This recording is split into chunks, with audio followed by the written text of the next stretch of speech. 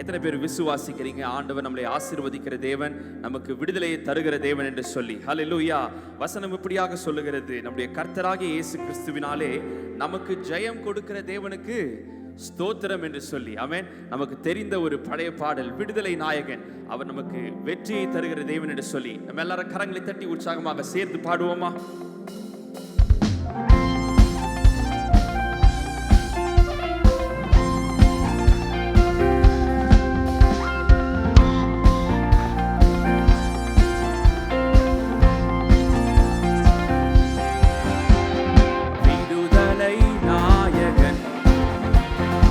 வெற்றியை தருகிறார் எனக்குள்ளே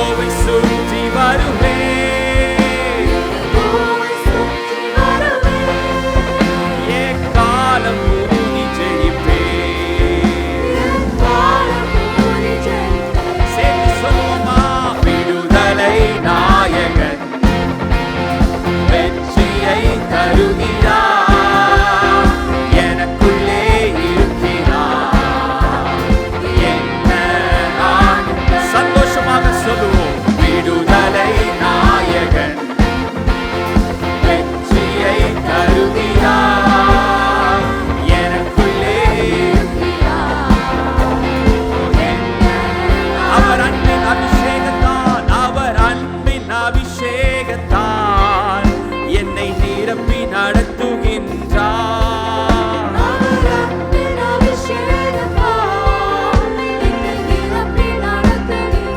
விசுவாசமாக சாத்தானின் வலிமை வெல்ல, சாத்தானின் வலிமை வெல்ல அதிகாரம் எனக்கு தந்தார், அதிகாரம் எனக்கு தந்தார்.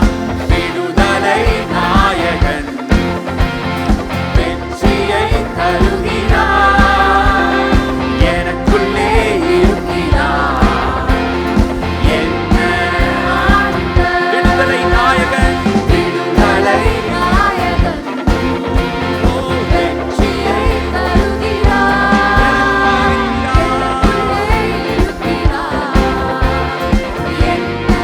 கடைசியாக விடுதலை நாயகன், விடுதலை நாயகன் வெற்றியை தருகிறார், எனக்குள்ளே இருக்கிறார். என்ன ஆனந்தம். கைகளை தட்டி நாம் தேவனை மகிமைப்படுத்துவோமா? அவர் நம்முடைய விடுதலை நாயகனாக இருக்கிறார். எத்தனை பேர் விசுவாசிக்கிறீங்க? இன்றைக்கும் விடுதலையோடு ஆராதிக்க நான் உங்களை அழைக்கிறேன். ஆமென். இன்றைக்கு கர்த்தர் பரிசுத்த ஆவியானவர் நம்முடைய மத்தியில் இருக்கிறார். நமக்கு விடுதலை உண்டு. ஹல்லேலூயா.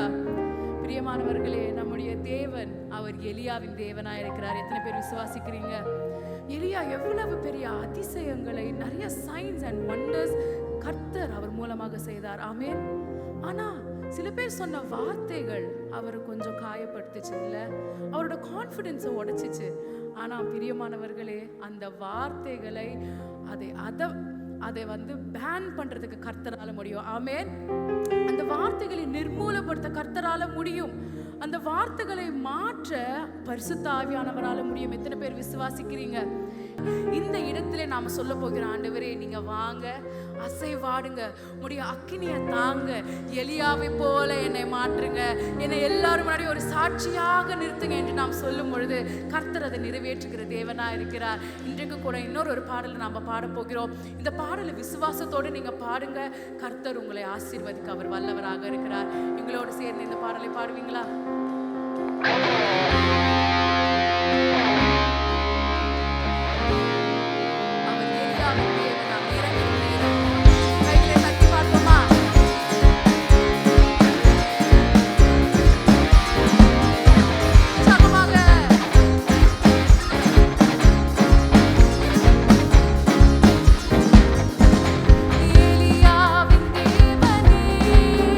அவர் இறங்கிடும் நேரமே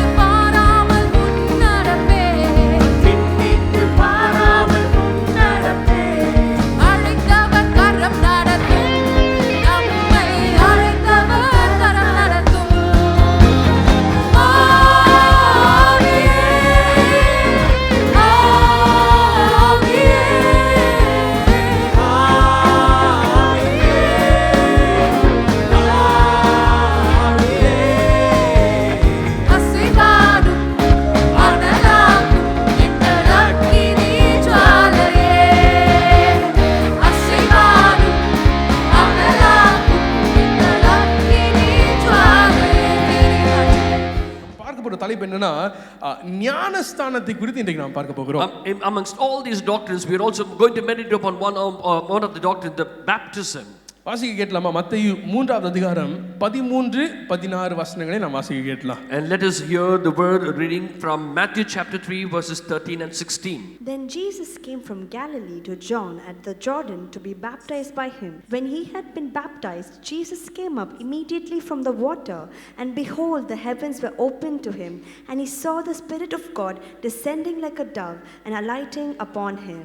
அப்பொழுது யோவானால் ஞானஸ்நானம் பெறுவதற்கு இயேசு கலிலேயாவை விட்டு யோர்தானுக்கு அருகே அவனிடத்தில் வந்தார். இயேசு ஞானஸ்நானம் பெற்று ஜலத்திலிருந்து கரையேறின உடனே இதோ வானம் அவருக்கு திறக்கப்பட்டது. தேவ ஆவி புறாவை போல இறங்கி தம்மேல் வருகிறதை கண்டார். இயேசு தன்னுடைய உலகத்திலே அவர் வாழ்ந்த வாழ்க்கையில முக்கியமான ஒரு சம்பவமா இருக்கிற ஞானஸ்தானத்தை அனுபவத்தை இந்த வசனத்துல நம்ம பார்க்கிறோம். And in this verse we also read about a very important incident that happened in the life of Jesus, that is about baptism. நம்முடைய வாழ்க்கையில சில தீர்மானங்கள் மிகவும் முக்கியமானதாய் நமக்கு காணப்படுகிறது. In our life there are certain decisions which is very important. இயேசுவை நாம் பின்பற்ற நாம் எடுத்த இந்த தீர்மானம் ரொம்ப முக்கியம். எத்தனை பேர் ஆமென் சொல்றீங்க? The decision that we took in order to follow Jesus is very important. தேவனுடைய சித்தத்தின்படி நம்முடைய வாழ்க்கை துணையை நாம் தேர்ந்தெடுக்கிறது மிகவும் முக்கியமான ஒரு decision. It's also a very important decision that we also choose a partner to be along with us in the life. நம்முடைய படிப்பு, வேலையின் காரியம், இந்த நம்முடைய வாழ்க்கை சம்பந்தப்பட்ட காரியங்களை அதில் நம்ம தீர்மானம் எடுக்கிறது கர்த்தருடைய சித்தத்தின்படி நாம் செய்ய வேண்டியது முக்கியமான தீர்மானங்களாக இவைகள் காணப்படுகிறது. It is also important that we also take decisions regarding our job or studies or everything. நான் விசுவாசி. அதே போல இந்த ஞானஸ்தானத்தின் மூலம் தேவனை, இயேசுவை நான் விசுவாசிக்கிறேன், அவரை நான் பின்பற்றுகிறேன் என்று நாம் சொல்லுகிறோம்ல, அந்த செயலின் மூலமாய் அந்த தீர்மானமோ மிக முக்கியமான ஒரு தீர்மானமாய் காணப்படுகிறது. And like was also the decision that we take in order to take baptism in which we believe Jesus, that is also a very important decision that we have to take in our life. இயேசு இதை ஒரு கட்டளையாக நமக்கு கொடுத்திருக்கிறார். Jesus has given this as a command. ஆனா கட்டளையாக மாத்திரம் கொடுக்கல, அவர் மனிதனாய் இந்த உலகத்துல வாழும்போது அதை செய்து காட்டி இருக்கிறார். Not only just gave the command when he was living in the world as a man, he also did that. ஞானஸ்தானம் என்கின்ற வார்த்தை கிரேக்க மொழியில் ஒரு வார்த்தையிலிருந்து வருகிறது, பாப்டிசோ என்கின்ற வார்த்தையிலிருந்து வருகிறது. அதற்கு அர்த்தம் என்னன்னு பார்த்தீங்கன்னா முழுமையாய் ஒரு காரியத்தில் முங்கி எழும்புகிற அனுபவமாய் காணப்படுகிறது. And this baptism comes from the Greek word which is baptizo, which means to be fully immersed. இந்த வசனத்தை பார்க்கிறோம், இயேசு மூழ்கி ஞானஸ்தானம் எடுத்தார். In this verse we also read Jesus took baptism, immersion baptism. ஆகவே நம்முடைய நம்பிக்கை அப்படிதான் காணப்படுகிறது. ஞானஸ்தானம் என்று ஒன்று இருக்குதுன்னா அந்த ஞானஸ்தானம் எடுக்கிற நபர் தங்களுடைய விருப்பத்தோடு வந்து ஞானஸ்தானத்தை எடுக்கணும். And a person who is also taking baptism, willingly they have to come forward and take baptism. அவர்களுடைய ஞானத்திலே அவர்கள் தீர்மானிக்க வேண்டும், நான் ஞானஸ்தானம் எடுக்கணும் என்று விருப்பத்தோடு வரணும். And in their knowledge and wisdom they have to take the decision, I need to take this baptism. அந்த ஞானஸ்தானம் தண்ணீரிலே மூழ்கி எழும்புகிற அனுபவமா இருக்க வேண்டும். And that baptism should be where he is immersing himself in the water and rising out. அதே நேரத்தில் அவர்களுக்கு அந்த ஞானம் இருந்தும் வேற யாரோ சொல்லுகிறபடினால் கட்டாயத்தினால் எடுக்கிறதோ என்ன பொறுத்தவரைக்கும் ஞானஸ்தானம் இல்லை. நம்முடைய இருதயத்திலே அந்த தீர்மானத்தை நாம் செய்து அந்த தண்ணீரிலே முழுகி எழுபுற அனுபவம் தான் ஞானஸ்தானத்தின் அனுபவம். Baptism is also not something where even if the person has got the knowledge, he's been forcefully asked to take baptism. It is not that way, where a person willingly out of his knowledge he takes a baptism, immersing himself in the water. இந்த ஞானஸ்தானத்தின் ஆயத்தப்படுகிற அந்த வகுப்பிலே நான் இந்த ஒரு காரியத்தை அடிக்கடி சொல்லுவேன். And even in the baptism, the study where even before they take baptism, this is what I used to tell. அந்த நாம் மூழ்கி எழும்புகிற தண்ணீரில் எந்த ஒரு மந்திரமும் இல்லை. And there is no other mantras where we talk about where he get himself immersed in the water. யாரு நமக்கு பேப்டிசம் அவர்களிடத்துல எந்த ஒரு மந்திரமும் இல்ல. And who is giving it, they also do not have that. அந்த ஞானஸ்தானம் என்று நம்ம சொல்லுகிறது உள்ளான இருதயத்திலே நாம் எடுக்கிற தீர்மானத்தின் வெளியரங்கமான ஒரு வெளிப்பாடாய் ஒரு கிரியையாய் காணப்படுகிறது. And it is an action where whatever decision you are taking inside, you are revealing it out to your action outwardly. நாம் கிறிஸ்துவை நான் பின்பற்ற போகிறேன், இயேசுவின் பிள்ளையா நான் வாழ போகிறேன் நம்ம தீர்மானிக்கிறோம்ல, அந்த தீர்மானத்துக்கு ஒரு நல்ல டைரக்ஷன், ஒரு திசையை நமக்கு காட்டுகிறது தெரியுமா இந்த ஞானஸ்நானத்தின் அனுபவம். And this experience of baptism gives you direction to your decision to follow Christ. ஆதி சபையில இருக்கிற சீஷர்களும் அப்போஸ்தலரும் ரொம்ப தெளிவா இருந்தாங்க. இயேசுவை நீ ஏற்றுக்கொள், நீ ஞானஸ்தானம் எடுத்துக்கொள், அதற்கு பின்பு பரிசுத்தவான்களை பெற்றுக்கொள், இதுதான் உன் கிறிஸ்தவ வாழ்க்கையின் ஆரம்பம். ரொம்ப தெளிவா இருந்தாங்க. And the disciples and the followers in the early church, they also had a very clear decision. You have to take baptism and then follow Christ. இன்றைக்கும் ஒருவேளை நான் ஞானஸ்தானம் எடுக்கணுமா இல்லையா அப்படின்ற ஒரு குழப்பத்தில் நீங்க இருந்தீங்கன்னா, நான் இன்றைக்கு சொல்கிற தேவன் இதை ஒரு அடையாளமா எடுத்துக்கொள்ளுங்கள். உங்களுக்கு அந்த ஞானம் இருக்கு, உங்களால முடியும் அப்படின்னா நிச்சயமாக நீங்க ஞானஸ்தானத்தை பெற்றுக்கொண்டு இயேசுவை பின்பற்ற வேண்டியது அவருடைய சித்தமாய் காணப்படுகிறது. And today if you have a confusion or a doubt whether you need to take baptism or not, you have wisdom and therefore you need to take the decision to take baptism and follow Christ. வெறும் நம்ம இந்த தண்ணில மூழ்கி வெளியே வருகிற அந்த அனுபவத்தை மாத்திரம் நான் இன்றைக்கு உங்களுக்கு சொல்ல வரல. And today I have not come here just to explain to you the experience of immersing in water. புதிய ஏற்பாட்டில் நான் வாசித்து கொண்டிருக்கும் பொழுது சில வித்தியாசமான ஞானஸ்தானங்களை குறித்து புதிய ஏற்பாட்டில் தேவன் பேசுகிறதை நாம் பார்க்கலாம். And in the New Testament when I was meditating, the Lord is speaking about different kinds of baptisms over there. ஆக இன்றைக்கு என்னுடைய செய்தியோட தலைப்பு இதுதான், என்ன தெரியுமா? நமக்கு தேவையான 3 ஞானஸ்தானங்கள். And the title for this morning's message is 3 baptisms we need. Pastor நான் ஒன்னு தான் எடுத்திருக்கேன், இன்னும் 2 எடுக்கணுமா அப்படின்னு கேட்காதீங்க. And do not ask me, Pastor, I have taken 1 baptism, do I need to take 2 other baptisms? இந்த 3 குறிப்புகளை நம்ம பார்க்கும்போது நான் என்ன சொல்றேன்னு உங்களுக்கு புரியும். And when we meditate on 3 topics, you will understand what I'm trying to say. இன்றைக்கு கிறிஸ்துவினுடைய பிள்ளையாய் நாம் வாழுவதற்கு தேவையான இந்த 3 ஞானஸ்தானத்தின் அனுபவங்களை குறித்து நாம் பார்க்க போகிறோம். And today we're going to meditate upon the experience of these 3 baptisms which we need as to live as a Christian life. முதலாவதாக பார்க்கலாமா? அப்போஸ்தலர் நடபடிகள் 19வது அதிகாரம் 4வது வசனத்தை நாம் வாசிக்க கேட்கலாம். Let us read from Acts of Apostles chapter 19 verse 4. Then Paul said, John indeed baptized with the baptism of repentance, saying to the people that they should believe on him who would come after him, that is, on Christ Jesus. அப்பொழுது பவுல் யோவான் தனக்கு பின் வருகிறவராகிய கிறிஸ்து இயேசுவில் விசுவாசிகளாய் இருக்க வேண்டுமென்று ஜனங்களுக்கு சொல்லி மனம் திரும்புதலுக்கு ஏற்ற ஞானஸ்தானத்தை கொடுத்தானே என்றான். மனம் திரும்புதலுக்கு ஏற்ற ஞானஸ்தானத்தை யோவான் ஸ்நானகன் கொடுத்ததை நாம் பார்க்கிறோம். And in this verse we also read about the baptism which John gave. Indeed he baptized with the baptism of repentance. So முதலாவது நாம் பார்க்கிற ஞானஸ்தானம் என்ன தெரியுமா? மனம் திரும்புதலின் ஞானஸ்தானம். And what is the first baptism we'll meditate? It is a baptism of repentance. Pavul இந்த இடத்துல இருக்கிற கிறிஸ்தவர்களுக்கு சீஷர்களுக்கு இயேசுவை விசுவாசிக்கிறவர்கள் சொல்லுகிற ஒரு காரியம், எப்படி யோவான் ஸ்நானகன் மனம் திரும்புதலின் ஒரு ஞானஸ்தானத்தை அவர்களுக்கு கொடுத்தார் என்று சொல்கிறார். And Paul is saying over here, talking about the baptism, he talked about the baptism which John gave, a baptism of repentance. நீங்க அப்போஸ்தலர் 19வது அதிகாரத்தை ஆரம்பத்திலிருந்து நீங்க வாசிக்கும் பொழுது நீங்க பார்க்கலாம், பவுல் எபேசு அந்த பட்டணத்திற்கு போகிறார். அங்கு இருக்கிற சீஷர்களுக்கு கிறிஸ்தவர்களுக்கு இந்த சில அறிவுரைகளை ஞானஸ்தானத்தை குறித்து அவர் சொல்லுகிறதை நாம் பார்க்கிறோம். And when we read through chapter 19 of Acts of Apostles, we see Paul going to the city of Ephesus, and there he is talking about the baptism over there. வேத விற்பனர்கள் விசுவாசிக்கிற காரியம் என்னன்னா, அந்த எபேசுவில் இருந்த இயேசுவை விசுவாசிக்கிற கிறிஸ்தவர்களா இருந்த அவர்களுக்கு இயேசு மேசியாவாக இந்த உலகத்திற்கு வந்தார், இந்த உலகத்தில் அவருடைய ஊழியம் எப்படி இருந்தது, அவருடைய பாடு மரணத்தை குறித்து அதிகமான ஒரு வெளிப்பாடு இல்லாதவர்களாக அவர்கள் இருந்தார்கள் என்று அநேகர் சொல்கிறார்கள். And many Bible scholars they are also saying, when you talk about the followers of Jesus in Ephesus, the city of Ephesus, they did not have much knowledge about Jesus Christ, his sufferings and his death and resurrection. ஒரு காரணத்தோட தான் பவுல் வந்து யோவான் ஸ்நானகனின் அந்த மனம் திரும்புதல் ஞானஸ்நானத்தை குறித்து பேசுகிறார். And with the reason Paul is writing about and speaking about the baptism of John over here. ஏன்னா எபேசுல இருந்த அநேகருக்கு இதை குறித்து இந்த ஞானம் எல்லாமே யோவான் ஸ்நானகனின் பிரசங்கத்திலிருந்து வந்த அந்த வெளிப்பாடு மாத்திரம் தான் அவர்கள் இருந்தேன் அநேகர் விசுவாசிக்கிறார்கள். And many people are believing, oh, they had all the revelation which John was talking about, the repentance over here. நாம் அறிந்திருக்கிறோம், இயேசுவினுடைய பாடு மரணம் மகிமையான உயிர்த்தெழுதலை யோவான் ஸ்நானகனால் பார்க்க முடியல.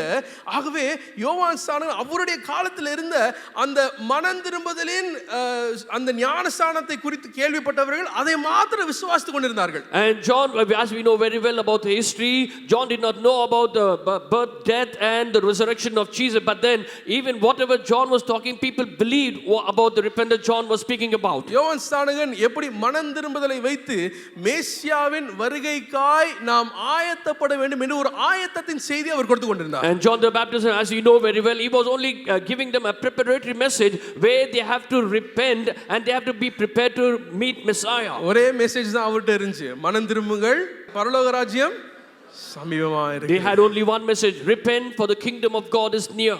மேசியா இயேசு வருவதற்காய் வழியை ஆயத்தப்படுத்தினார், மேசியாவை சந்திக்கிறதற்காய் சீஷர்களை ஆயத்தப்படுத்தினார். And he prepared the way for the Messiah to come, and he also prepared the disciples for him. So இந்த எபேசில் இருந்த சீஷர்கள் என்று அழைக்கப்பட்ட இவர்களுக்கு இந்த ஒரு குறைந்த வெளிப்பாடு இது குறித்து இருந்தது. And the people at Ephesus, they had a very little knowledge about this. Pavul அவர்களுக்கு ஒரு இந்த ஞானஸ்நானத்தை குறித்து சில காரியங்களை கற்றுக் கொடுக்க அவர் தீர்மானித்தார். And Paul decided that he wanted to teach them about baptism. அடுத்த வசனங்களை நீங்க வாசிக்கும் பொழுது அவருடைய டீச்சிங்ல குயிக்கா இயேசுவின் நாமத்தில முழுமையான ஞானஸ்நானத்தை அவங்க பெற்றுக்கொண்டாங்க.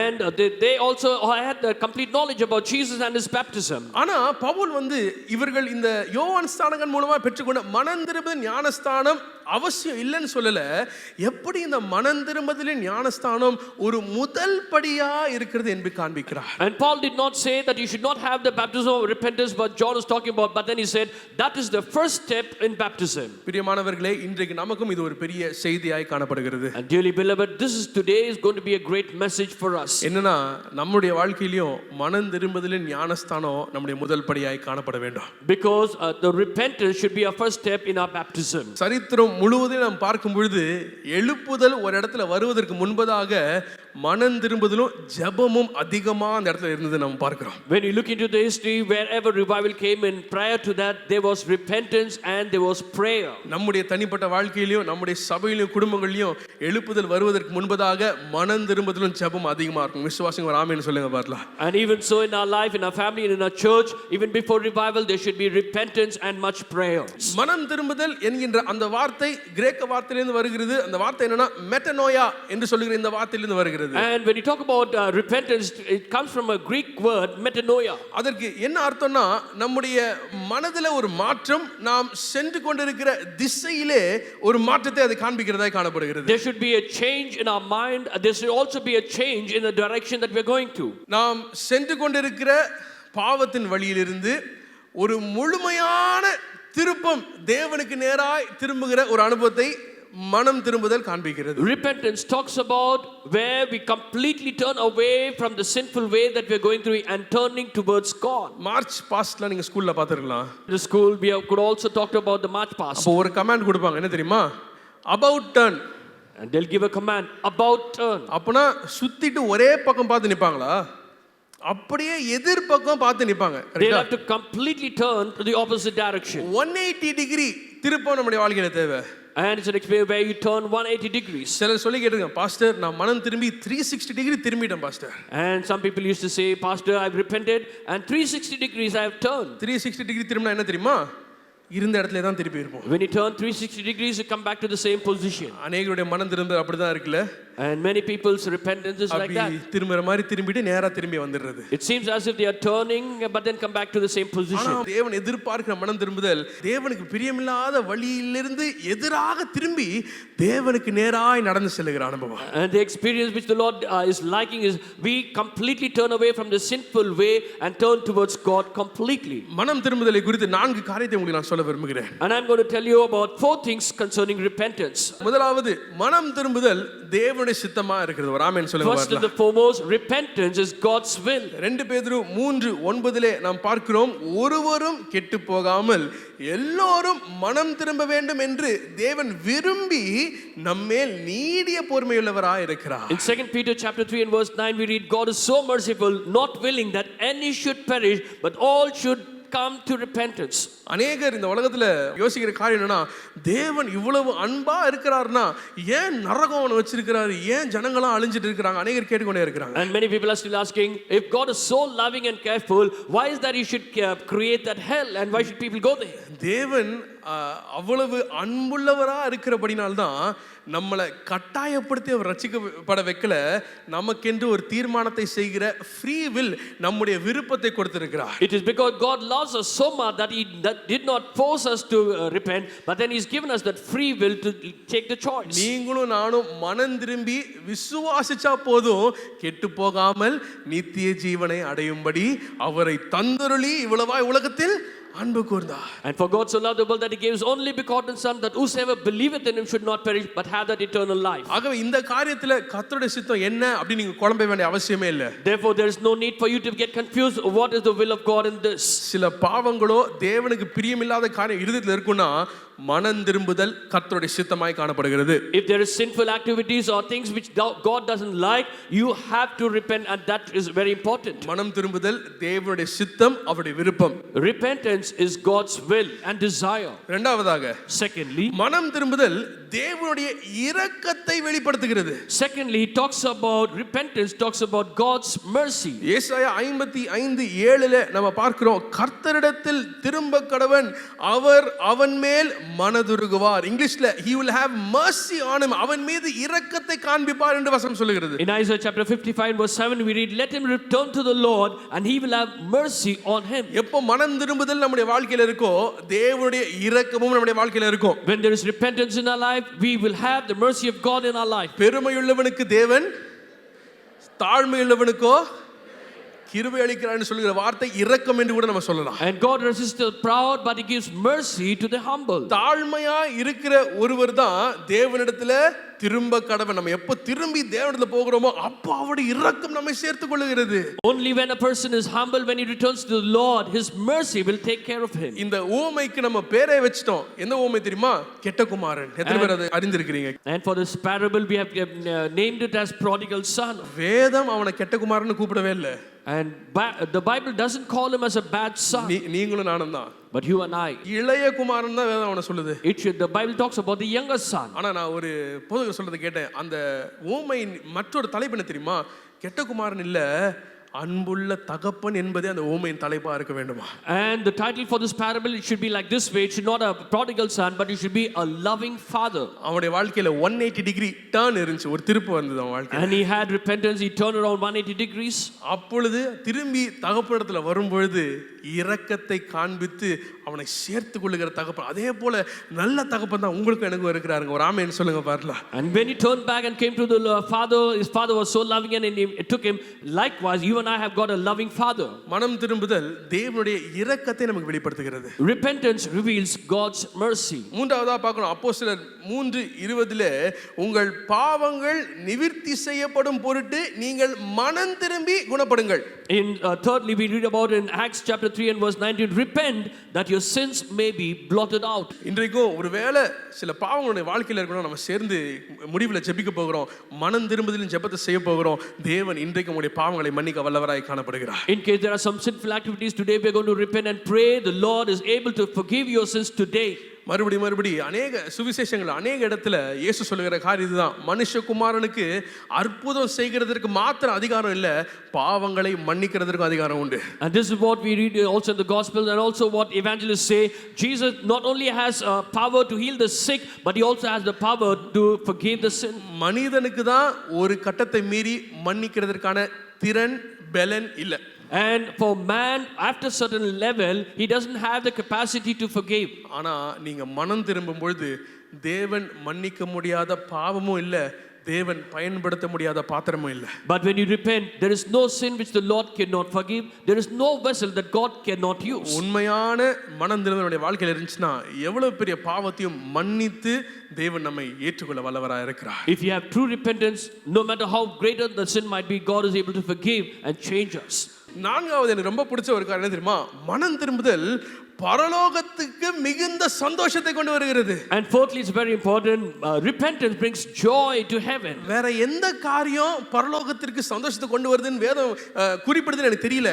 ஆனா பாவி மனம் திரும்பும் பொழுது பரலோகமே மிகுந்த சந்தோஷம் அடைகிறது என்று நம்ம வசனம் சொல்லுகிறது. I do not know whatever activities brings great joy, but when one sinner repents, there's a great joy in heaven. லூக்கா 15:7 மனம் திரும்புகிற ஒரே பாவி நிமித்தம் பரலோகத்தில் எல்லாம் சொல்லுங்க மிகுந்த சந்தோஷம் உண்டாயிருக்கும். In Luke chapter 15 verse 7 we read, there'll be more joy in heaven over one sinner who repents. நம்ம அநேக நேரத்தில் யோசிக்கிறோம், நம்ம அதிகமான கிரியை செய்யும்போது பரலோகம் மிகுந்த சந்தோஷப்படும். அப்படி இல்லை, நாம் என்றைக்கு மனம் திரும்பி தேவனோடு இணைந்து இருக்கிறோமோ அன்றைக்கு அதிகமான சந்தோஷம் பரலோகத்தில் இருக்குங்க. ஒரு ஆமென் சொல்லுங்க பாருலாம். And many times we believe by doing so many activities the heaven will be so joyous. It's not so, but when we repent from our sin, the heaven will be so happy and joyous.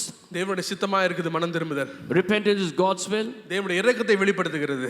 and it also reveals out God's mercy. பாவத்தை அழிக்கிறதா இருக்குது. Repentance, it blots out sin. பரலோகத்திற்கு மிகுந்த சந்தோஷத்தை கொண்டு வருகிறது. Repentance brings joy to heaven. வேதத்தின் பிரகாரம் மனம் திரும்புதல் முதல் காரியம் என்ன தெரியுமா? பாவ உணர்ச்சி. And according to the Bible, what is biblical repentance? It is about conviction of sin.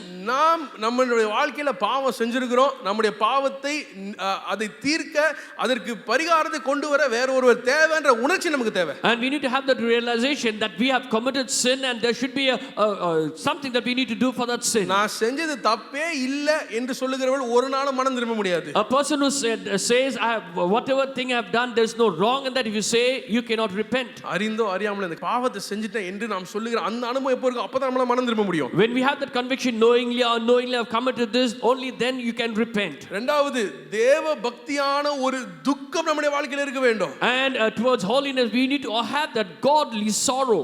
ரீசன்ட்டா கூட ஒரு வீடியோ பார்த்துட்டு இருந்தேன். பயங்கரமான குற்றத்தை செய்த ஒரு மகன், ஒரு 20-21 வயசு இருக்கும். அந்த ஜட்ஜ் கிட்ட அந்த கோர்ட்ல உட்கார்ந்துட்டு அவனுக்கு வந்து ரொம்ப கம்மியான தண்டனை தான் கொடுக்க ஜட்ஜ் ஆரம்பித்து கொண்டிருந்தார் பேசுவதற்கு.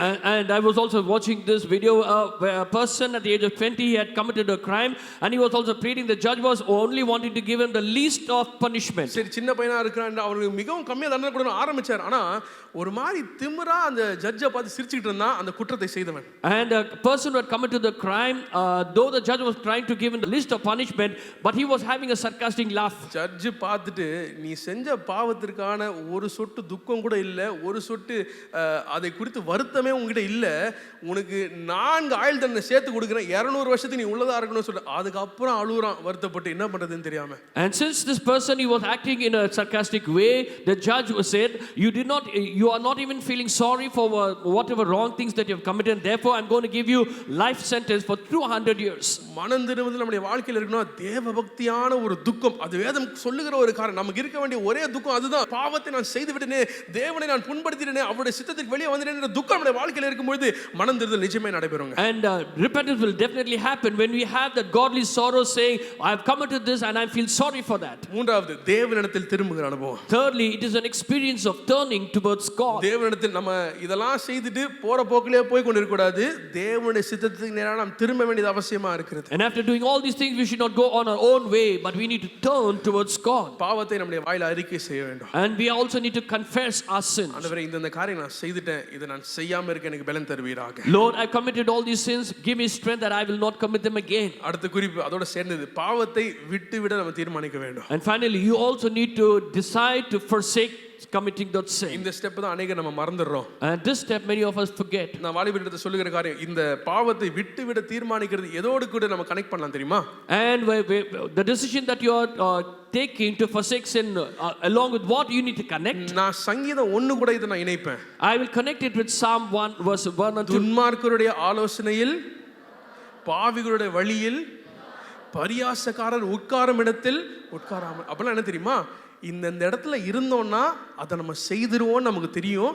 ஆண்டவரே நான் அந்த இடத்துல போக மாட்டேன் அப்படின்ற ஐ won't put myself, என்ன அந்த சூழ்நிலையில நான் அனுமதிக்க மாட்டேன் என்று நாம் எடுக்கிற தீர்மானம் தான் பாவத்தை விட்டு நாம் நம்முடைய தீர்மானத்தின் மூலம் விலகுகிற ஒரு அனுபவமாய் காணப்படுகிறது. And the decision that we have taken, that we will set ourselves away from sin, I will connect with Psalm 1 where we talk about walk not in the counsel of the ungodly, nor stand in the way of sinners, nor sit in the seat of the scornful, but turn towards God. நமக்கு தேவையான எல்லைகளை, பவுண்டரிஸை நம்ம சரியா குறித்து அதை தாண்டி போகாம நம்மை ஆவின் கனியா இருக்க இச்சை அடக்கத்தோட நாம் இருக்க வேண்டியது அவசியமாய் காணப்படுகிறது. And it is also important that we also need to have control over our temperance, where we will not cross the boundaries. கடைசியில கீழ்ப்படிதல் மூலமாய் வருகிற அந்த புதிய வாழ்க்கை, கனிதரும் புதிய வாழ்க்கையை வாழ தீர்மானிக்க வேண்டும். And finally we have to make a decision to live a new life with the fruits of obedience. இதுதான் மனம் திரும்புதலின் 6 படிகளாய் காணப்படுகிறது. And these are the 6 steps of repentance. இரண்டாவது ஒரு காரியத்தை நம்ம தியானிக்கலாமா?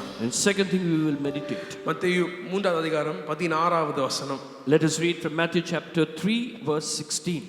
When he had been baptized, Jesus came up immediately from the water, and behold, the heavens were opened to him, and he saw the Spirit of God descending like a dove and alighting upon him. இயேசு ஞானஸ்நானம் பெற்று ஜலத்திலிருந்து கரையேறின உடனே இதோ வானம் அவருக்கு திறக்கப்பட்டது, தேவ ஆவி புறாவை போல இறங்கி தம்மேல் வருகிறதை கண்டார். இரண்டாவது இந்த இடத்துல நீரிலே ஜலத்திலே நாம் மூழ்கி எழும்புகிற அந்த ஞானஸ்நானத்தை குறித்து நாம் பார்க்கிறோம். And secondly we talk about baptism water, where we immerse ourselves in water and come out. வசனத்துல பார்க்கிறோம், இயேசு ஞானஸ்நானம் பெற்று ஜலத்திலிருந்து கரையேறின உடனே, இங்கிலீஷ்ல அழகா came up from the water, அப்படின்னா அந்த ஜலத்திற்கு உள்ள அவர் போயிட்டு தான் வேலை வந்திருக்கிறார். And we read about that when he had been baptized, Jesus came up immediately from the water. It means he got immersed immediately in the water. அது இந்த ஞானஸ்தானத்தின் அனுபவம் நாம் விசுவாசிக்கிறது, அந்த ஜலத்திற்கு உள்ளே நம்ம சென்று கிறிஸ்துவோடு மரித்து கிறிஸ்துவோடு ஜீவனோடு புதிய சிருஷ்டியா எழும்புகிற அனுபவத்தை ஜலத்தின் ஞானஸ்தானம் குறிக்குது. And this baptism water represents where we get ourselves immersed in the water, where we die for sins in Christ and we rise again out of water with him. ஆகவே அதனால தான் நாமும் நம்ம பின்பற்றுகிற காரியம் என்னன்னா, தண்ணீரை உங்க மேல போடுகிற அனுபவம் இல்ல, தண்ணீரிலே நாம் நம்முடைய சரீரத்தை முழுமையாய் மூழ்க செய்து அதற்கு பின்பு வெளியே வருகிற அனுபவம். கிறிஸ்துவோடு மரித்து பாவத்திற்கு மரித்து அவரோட புதிய சிருஷ்டியாய் வெளியே வருகிற அனுபவம். And therefore this is what we believe, not sprinkling of water on us, but we ourselves immerse ourselves in water, where we died for sin in Christ and we rise up again as a new life in him. இந்த ஞானஸ்தானத்தின் அனுபவமும் இயேசுவினுடைய இந்த உலகத்தின் அவர் வாழ்ந்த நாட்களிலே மிகவும் ஒரு முக்கியமான நாளாய் நிகழ்வாய் காணப்பட்டது. And this incident and this day of where Jesus did baptism is very important in the life of Jesus. அவருடைய வாழ்க்கை ஊழியத்தின் துவக்கமா இருந்தது. It was a new beginning of his ministry. நான் விசுவாசிக்கிற நம்முடைய ஞானஸ்தான அந்த அனுபவமும் ஒரு புதிய துவக்கம். என்ன? புதிய சிருஷ்டிகளாய் நாம் வாழ்ந்து கொண்டிருக்கிறோம். And even so baptism, it should be a new thing in our life, where we are made as a new creature. நம்ம அந்த ஞானஸ்தானத்திற்கு பின்பு சுபாவம் மாறி புது சிருஷ்டியா இல்லனா ஜெபிக்க வேண்டியது அவசியமா இருக்கிறது. Even after baptism, if the nature has not changed, if you are not new, then we have to pray. தேவன் அப்ப திருப்பி முதல்ல இருந்து நம்ம போறோம், இந்த மனம் திரும்புதலின் அந்த ஞானஸ்தானத்தை தேவன் நமக்கு தருவாராக. Then we have to go back to the old process where God needs to give us the baptism of repentance. நான் ஞானஸ்தானம் எனக்கு மறக்கவே முடியாத ஒரு விஷயம் தெரியுமா, அந்த ஞானஸ்தானத்தப்ப அவங்க ஒரு பாட்டு பாடுவாங்க. And whether you know or not, but I still remember during the time of baptism they used to sing this song. இயேசுவின் பின்னே போக துணிந்தேன், இயேசுவின் பின்னே போக துணிந்தேன், இயேசுவின் பின்னே போக துணிந்தேன், பின்னோக்கே நான், பின்னோக்கே நான், no turning back, no turning back.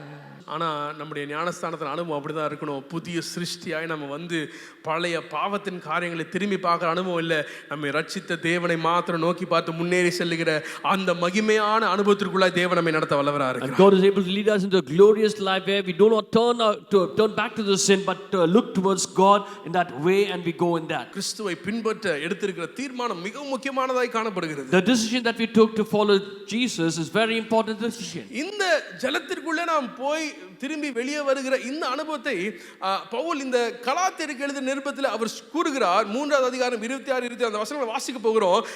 எப்படி அது நம்முடைய அடையாளத்தை குறிக்கிறது என்பதை குறித்து அவர் பேசுகிறதை நாம் பார்க்கிறோம். And Paul talks about this, compares this to our identity in Christ, how this is going to be an identity for us, talking about this baptism in Galatians chapter 3 verses 26 and 27. கலாத்தியர் 3:26, 27 வசனங்களை வாசிக்கலாமா? Let us read from Galatians chapter 3 verses 26 and 27. For you are all sons of God through faith in Christ Jesus. For as many of you as were baptized into Christ have put on Christ. நீங்கள் எல்லாரும் கிறிஸ்து இயேசுவை பற்றும் விசுவாசத்தினால் தேவனுடைய புத்திரராய் இருக்கிறீர்களே. ஏனெனில் உங்களில் கிறிஸ்துவுக்குள்ளாக ஞானஸ்நானம் பெற்றவர்கள் எத்தனை பேரோ அத்தனை பேரும் கிறிஸ்துவை தரித்துக் கொண்டீர்களே. கிறிஸ்துவுக்குள்ளாக ஞானஸ்நானம் பெற்றவர்கள் எத்தனை பேரோ அத்தனை பேரும் கிறிஸ்துவை தரித்து கொண்டீர்களே என்று சொல்கிறார். And he says, for as many as of you were baptized into Christ have put on Christ. கிறிஸ்துவை நம் மீது நாம் தரித்துக் கொள்கிறோம். And we put on Christ over us. நம்ம எப்படி ஒரு சட்டையை நம்ம போட்டுக்கிறோமோ அப்படி கிறிஸ்து நம் மீது காணப்படுகிறார். Just as we put on our clothes, even so is Christ found. இன்றைக்கு நான் இங்க நின்னு இப்படி பார்க்கும் பொழுது अनेक வெள்ளையும் சோலையும் வந்திருக்கீங்க. இதே இடத்துல நான் கிறிஸ்மஸ் அன்னைக்கு நிக்கும்போது பாத்தீங்கன்னா அடையாளமே தெரியாது நிறைய பேர் எனக்கு. And today when I stand from here and see, I can see people wearing white colors and other colors, but when we put on Christ on us, we will not find the identity. Christmas அன்னைக்கு நான் இங்க இருந்து பார்க்கும்போது நல்ல கலரா இருக்கும். அநேகரோட சட்டை நல்லா பளபளன்னு இருக்கும். நாம் வேற ஒரு காரியத்தை அணிந்து கொள்ளுகிறோம். நம்ம மேல எதை போடுறோன்றது பார்த்த உடனே நமக்கு தெரிகிறது. அதே போல பவுல் சொல்கிறார், ஞானஸ்தானத்தை நாம எப்படி இருக்குன்னா கிறிஸ்துவை நாம் தரித்து கொள்ளுகிற அனுபவத்து போல உங்களை சுற்றி இருக்கிறவங்க ஞானஸ்தானத்திற்கு பின்பு வேற ஒரு சட்டையை போட்டா எல்லாரும் எப்படி பார்ப்பாங்களோ அப்படி கிறிஸ்துவை நாம சுமந்து அவரை தரித்து கொள்ளுகிற அனுபவத்தை அநேகர் பார்க்கணுங்க. And Paul is also talking about this baptism. In baptism we put on Christ, where others should be able to see we are wearing something different. நம்முடைய பேர் என்ன? கிறிஸ்தவர்கள். அப்படின்னா என்ன? கிறிஸ்துவை நம்முடைய வாழ்க்கையில அனுதினமும் ரெப்ரசன்ட் பண்ண அவரை பறைசாற்றி அவரை சுமந்து செல்கிறவர்களாக நாம் இருக்க வேண்டும். And we are called as Christians, where we are carrying on, we are representing Christ, and therefore we need to reveal out Christ in us. 26வது வசனத்தில் பவுல் சொல்கிறார், நீங்கள் எல்லாரும் கிறிஸ்து இயேசுவை பற்றும் விசுவாசத்தினால் தேவனுடைய புத்திரராய் இருக்கிறீர்கள். In verse 26 he says, for you are all sons of God through faith in Christ Jesus. கலாத்தியர் சபைக்கு பவுல் இதை எழுதும் பொழுது அவர் சொல்லுகிற வார்த்தை மிகவும் எல்லாரையும் கலங்கடித்த ஒரு வார்த்தை என்று அநேகர் சொல்கிறார்கள். And many people are saying this statement which Paul wrote to the Galatians, it is a statement which troubled many.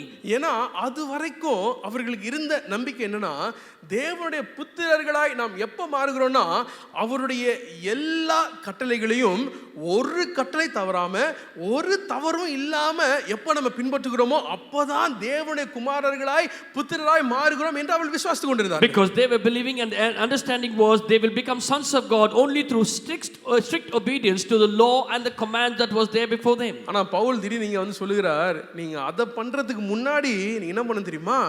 இயேசு விசுவாசிங்க, தேவனுடைய புத்திரராய் நீங்க மாறிடுறீங்க. And before that Paul says tells them, if you believe on Jesus, that is enough, you will become the sons of God. எல்லாரும் ஆச்சரியமா இவர் என்ன சொல்றாருன்னு புரியாம பார்த்துட்டு இருந்தாங்க. Many people were wondering and looking at him, not knowing what he was saying. அதையே ஞானஸ்தானத்தோட அவர் ஒப்பிடுகிறதை நாம் பார்க்கிறோம். And we also see he is comparing that with baptism. ஆனா எனக்கு ரொம்ப பிடிச்ச ஒரு காரியம் தெரியுமா? இயேசுவினுடைய ஞானஸ்தானத்திலே பவுல் சொல்லுகிற இந்த ஒரு காரியம் நிரூபிக்கப்பட்டது. And whatever Paul said, this is also proved in the baptism of Jesus. மத்தேயு 3:17 வசனம் எப்படியா சொல்லுகிறது, அன்றியும் வானத்திலிருந்து ஒரு சத்தம் உண்டாகி, இவர் என்னுடைய நேசகுமாரன், இவரில் பிரியமா இருக்கிறேன் என்று உரைத்தது. And in Matthew chapter 3 and verse 17 we read, and suddenly a voice came from heaven saying, this is my beloved son in whom I am well இந்த pleased. ஜலத்தின் ஞானஸ்தானத்தின் மூலமாக திடீர்னு பார்த்தா பிதாவினுடைய சத்தம் இயேசுவை குறித்து சொல்லுகிறது, இவர் என் நேசகுமாரன். And through this baptism of water there's a sudden voice which is coming from the Father, this is my beloved son. இந்த வசனத்திற்கு முன்பதாக இயேசு எத்தனை அற்புதத்தை செய்தார்? யாரா சொல்ல முடியுமா? This is my beloved son. But before that, how many miracles did Jesus perform? நம்ம எல்லாரும் பண்ண மாதிரி தான், ஒரு அற்புதம் கூட பண்ணல இயேசு. Jesus did not perform any miracle. ஒரு பிரசங்கம் கூட பண்ணல, not even one message. ஒருத்தர் கூட சுகம் கொடுக்கல, He did not heal anybody. ஒரு பேய் கூட வரல. No, he did not drive out any demon. ஆனா இந்த ஞானஸ்தானத்தின் அனுபவத்திற்குள்ளாய் ஒரு தீர்மானத்தை செய்து பிதாவின் சித்தத்திற்குள்ள அவர் நடக்க தீர்மானிச்ச உடனே பிதா சொல்றார், இவர் என் நேசகுமாரன், இவரில் நான் பிரியமா இருக்கிறேன். At the moment he decided to obey to the voice of his father, where he wanted to take that baptism of water, immediately the voice of the father came in, this is my beloved son. நம் இருதயத்திலே இந்த ஞானஸ்தானத்திற்கு ஏதுவாய் தேவனுடைய வழியிலே நாம் நடக்க தீர்மானிக்கிற இந்த தீர்மானத்தின் மூலமாய் அந்த ஜலத்துக்குள்ள நாம் போய் வரும்பொழுது நாம் காரியங்களை செய்து புத்திராகல, இந்த தீர்மானத்தின் மூலமாகவே தேவன் சொல்றார், இவனுடைய நேசகுமாரன், இவனை நான் பிரியமா இருக்கிறேன் என்று பிதாவுடைய பிரியம் நம்முடைய வாழ்க்கையில காணப்படுது. ஒரு ஆமென் சொல்லுங்க பார்க்கலாம். And through the decision of taking baptism, not by the activities that we do, but through this baptism we heard the voice of father saying, this is my beloved son. ஞானஸ்தானம் எடுத்த உடனே பிதா வந்து ரொம்ப பிரியமா இருக்குன்னு சொல்றார், நான் என்ன வேணாலும் பண்ணலாம். இல்ல, பிதாவுடைய பிரியம் உங்க மேல இருக்குன்னு வச்சுக்கோங்களேன், அவரை தொடர்ந்து பிரியப்படுத்துகிறதே உங்களுடைய வாஞ்சையா இருக்கும். எத்தனை பேர் ஆமென் சொல்றீங்க? And just because you have taken baptism, it doesn't mean you can do whatever you want, but then when you say you love the father and his love will also be always upon you, you will do what your father likes. இயேசு தன்னுடைய ஞானஸ்தானத்தின் அனுபவத்துல மற்றொரு காரியத்தை நமக்கு கற்றுக் கொடுக்கிறார். And through the baptism Jesus is also teaching us one more thing. அவர் எப்படி அந்த ஜலத்திற்குள்ள அவருடைய சரீரம் முழுவதாய் சென்றதோ அதே போல அந்த நொடியிலிருந்து இயேசு சொல்கிறார், என்னுடைய ஆவி ஆத்மா சரீரம் எல்லாமே ஆண்டவரே உம்முடைய சித்தத்திற்கு உள்ள மூழ்கிருச்சு ஆண்டவரே சொல்றார். And Jesus, when he had taken this baptism of immersion in water, he says, my body, soul and spirit, Lord, everything is coming now under your control. அந்த நேரத்திலிருந்து பிதாவுடைய பிரியம் அவர் மேல இருக்கு. And from that moment onwards the love of God Father was there. அவர் சொல்லுகிறார் என்ன தெரியுமா, பிதாவின் சித்தத்தை செய்வதே எனக்கு போஜனம். தன்னுடைய வாழ்க்கை முழுவதையும் தேவனுடைய சித்தத்திலே மூழ்க செய்கிற baptism in God's will, அவருடைய சித்தத்திலே ஒரு ஞானஸ்தானம் கொடுத்தது போல தன்னுடைய வாழ்க்கை முழுவதையும் அர்ப்பணிச்சார். And he says, doing the will of my Father is my bread, and therefore he says, it is completely giving my will for the Father to be done. நம்ம சரீரத்துல அழகா முழுகி ஞானஸ்தானம் எடுத்துறோம். In our body we take that immersion baptism. ஆனா நம்முடைய விருப்பத்துல நம்முடைய சித்தத்துல தெளிப்பு ஞானஸ்தானம் நம்ம கொடுத்துட்டு இருக்கோம். But in our decision and in our will we are only giving a baptism of sprinkling of water. என் வாழ்க்கை முழுவதும் முக்கிய எடுக்க வேண்டாம், உம்முடைய சித்தத்துல இங்க மட்டும் உம்முடைய சித்தம் நடக்கட்டும், தெளிச்சிட்டு இருக்கோம் நம்ம அவருடைய சித்தத்தை. Lord, I don't want my entire life to be immersed in water, but only a part of my life to be immersed or to be sprinkled on. எப்படி நம்ம சரீரம் முழுமையா இந்த தண்ணியில இறங்குதோ நம்முடைய வாழ்க்கை அந்த நாளிலிருந்து தேவனுடைய சித்தத்திற்குள்ள முழுமையாய் நம்மை அர்ப்பணிக்க வேண்டியவர்களாய் காணப்படுகிறோம். And just like our body is completely fully getting immersed in the water, even so our decisions and our will is completely immersed in him. நான் விசுவாசிக்கிறேன், எந்தெந்த இடத்தெல்லாம் நம்முடைய வாழ்க்கையில தேவனுடைய சித்தத்துக்கு கொடுத்துட்டோமோ பிசாசால கிரியை செய்ய முடியாது. ஆனா அவருடைய சித்தத்திற்கு நம்ம எந்தெந்த இடத்தெல்லாம் கொடுக்காம அவருடைய பாதுகாப்புக்குள்ள கொண்டு வராம இருக்கோமோ அங்கெல்லாம் சாத்தான் கிரியை செய்து கொண்டே இருப்பான். And I believe whichever part of our life where we are committed to the will of the Lord, we have protection, but whichever part we are not committed to the will of the Lord, Satan will attack in that area. இந்த ஞானஸ்தானத்துல அந்த ஜலத்திற்குள்ள நம்முடைய சரீரம் முழுமையாய் அது சீக்கிரமா ஈஸியா முடிஞ்சிருது, எல்லாரும் ஜாலியா பண்ணிடுறோம். ஆனா அன்றிலிருந்து துவங்குகிற நம்முடைய பயணம் எப்படி இருக்கணும் தெரியுமா? ஆண்டவரே, என்னுடைய ஆவி ஆத்மா சரீரம், என்னுடைய வாழ்க்கையின் ஒவ்வொரு பகுதி, என்னுடைய குடும்பம், என்னுடைய எதிர்காலம், என்னுடைய சிந்தை, என்னுடைய செய்கிற வேலை, என்னுடைய கையின் பிரயாசம், என்னுடைய ஞானம், இது எல்லாமே உம்முடைய சித்தத்தில் ஆண்டவரே ஞானஸ்தானம் கொடுத்தது போல மூழ்கி இருக்க எனக்கு பலன் தருவீராக என்று நாம் முயற்சி செய்ய வேண்டியது அவசியமாய் காணப்படுகிறது. And it's very important where we need to completely give every part of our life, our work, our job, our thoughts, every action completely to the will of the Lord and get it immersed, just as we easily get in water baptism. நம்முடைய வாழ்க்கையின் எந்தெந்த பகுதி கர்த்தருடைய சித்தத்திற்கு உள்ள இல்லையோ கர்த்தருடைய பாதுகாப்பு அங்க இருக்க முடியாது. Whichever part of our life is not under the will of the Lord, the protection of God will not be there. இரண்டாவது ஞானஸ்தானம் ஜலத்தின் ஞானஸ்தானம் என்று நாம் பார்க்கிறோம். Second baptism is baptism of water. நம் சரீரம் எப்படி முழுமையாய் அந்த ஜலத்தில் மூழ்கி இருக்கிறதோ அதே போல நம்முடைய ஆவி ஆத்மா சரீரம் நம்முடைய வாழ்க்கையின் எல்லா பகுதிகளும் அவருடைய சித்தத்தில் மூழ்கி இருக்க வேண்டியது அவசியமா இருக்கிறது. Just like our body is completely immersed in water, even so our body, soul and spirit should be completely immersed in the God's will. கடைசி அவர் காலத்தில் நம்ம தியானிக்க போகிறோம். Finally, one more point we are going to meditate. அப்போஸ்தலர் முதல் அதிகாரம் தமிழ்ல 4வது வசனம், ஆங்கிலத்தில் 5வது வசனம். Acts of Apostles chapter 1 verse 5 in English. For John truly baptized with water, but you shall be baptized with the Holy Spirit not many days from now. அன்றியும் அவர் அவர்களுடனே கூடி வந்திருக்கும் போது அவர்களை நோக்கி, யோவான் ஜலத்தினாலே ஞானஸ்நானம் கொடுத்தான், நீங்கள் சில நாளுக்குள்ளே பரிசுத்த ஆவியினாலே ஞானஸ்நானம் பெறுவீர்கள். கடைசியா நம்ம பார்க்கிறோம், பரிசுத்த ஆவியின் ஞானஸ்தானம். And finally, we see it is the baptism of the Holy Spirit. அவர்களை நோக்கி யோவான் ஜலத்தினாலே ஞானஸ்தானம் கொடுத்தான், நீங்கள் சில நாட்களுக்குள்ளே பரிசுத்த ஆவியினாலே ஞானஸ்தானம் பெறுவீர்கள். For John truly baptized with water, but you shall be baptized with the Holy Spirit not many days from now. இந்த காரியம் எங்க நிறைவேறிச்சுனா அப்போஸ்தலர் 2 நாள்ல நிறைவேறுகிறது. அவர்கள் எல்லாரும் பரிசுத்த ஆவியினாலே நிரப்பப்பட்டு ஆவியானவர் தங்களுக்கு தந்தருளின வரத்தின்படியே வெவ்வேறு பாஷைகளை பேசத் தொடங்கினார்கள். And this promise of baptism was fulfilled in Acts of Apostles chapter 2 and verse 4, and they were all filled with the Holy Spirit and began to speak with other tongue as the Spirit gave them utterance. இந்த ஞானஸ்தானத்தின் அனுபவத்திலே மனம் திரும்புதல், அதற்கு பின்பு ஜலத்தின் ஞானஸ்தானம், அதோட நம்ம நிறுத்தி விட வேண்டாம். நம்மை நித்தியத்தில் தேவனோட சேர்க்கிற வரைக்கும் நம்மை ஆயத்தப்படுத்த போகிறது தெரியுமா? பரிசுத்த ஆவியின் ஞானஸ்தானமாய் காணப்படுகிறது. And let us not stop with the baptism of repentance, the baptism of water, but we also need to continue on each and every day where it is the baptism of the Holy Spirit which will lead us to eternal life. இந்த செய்தியின் ஆரம்பத்தை நம்ம வாசித்த வசனத்துல பார்த்தோம். மத்தேயு 3:14 பார்க்கும் பொழுது இயேசு ஜலத்திலிருந்து வெளியே வந்தோடனே அவர் மேல வந்து இறங்குனது என்னது?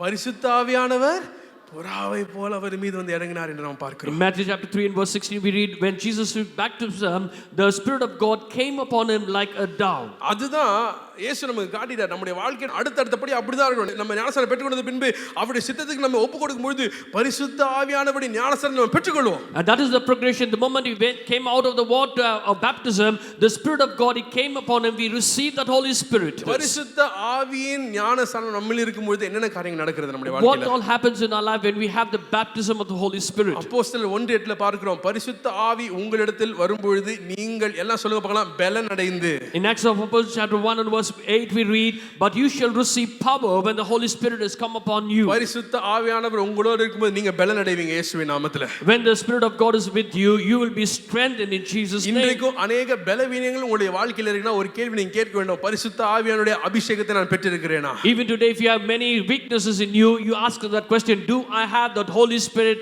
ஏனா நிச்சயமாகவே பரிசுத்த ஆவியின் நிறைவு நம்முடைய வாழ்க்கையில இருக்கும் பொழுது இந்த ஒரு பலன் அடைகிற அனுபவத்திற்குள்ள தேவன் நம்மை நடத்த வல்லவராய் காணப்படுகிறார். Because when you have the fullness of the Holy Spirit, Lord Father God, he leads us through the experience of having him. அது மாத்திரமல்ல, யோவான் 14:16 நம்ம பார்க்கிறது போல நமக்கென்று ஒரு தேற்றரவாளரை தேவன் வைத்திருக்கிறார். Just as we see in John chapter 14 and verse 16, he will send us a comforter. சத்திய ஆவியாகிய வேறொரு தேற்றரவாளரை உங்களுக்கு தந்தருளுவார் என்று தேவன் சொல்கிறார். And he says he will send forth another comforter for you. நம்முடைய வாழ்க்கையில உதவி தேவைப்படுகிற இடத்துல நமக்கு உதவ பரிசுத்த ஆவியானவர் நம்மோடு இருக்கிறார். In the areas where we need that help, the Holy Spirit is able to help us. பரிசுத்த ஆவியின் ஞானஸ்தானத்தை நம்ம பெற்றுக்கொள்வது எப்படி?